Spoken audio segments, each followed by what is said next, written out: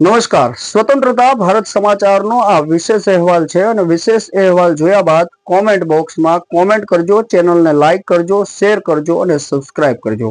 આભાર. ડિજિટલ યુગમાં પણ અકબંધ છે ભક્તિનો વારસો. દેશી ભજન ગુજરાતી ઓફિશિયલ દ્વારા સંસ્કૃતિનું જતન. ગુજરાતની લોક સંસ્કૃતિમાં ભજન અને સત્સંગનું હંમેશા વિશેષ મહત્વ રહ્યું છે. બદલાતા સમય સાથે હવે ભક્તિ પણ ડિજિટલ માધ્યમો દ્વારા જન સુધી પહોંચી રહી છે.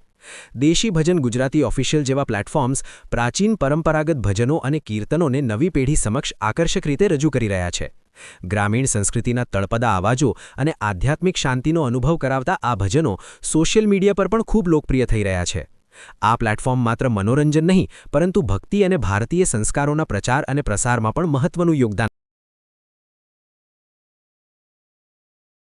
આ માહિતી કેવી લાગી તે કોમેન્ટ બોક્સમાં આપનો મંતવ્ય આપજો અને ચેનલને લાઈક કરજો, શેર કરજો અને સબસ્ક્રાઇબ કરજો.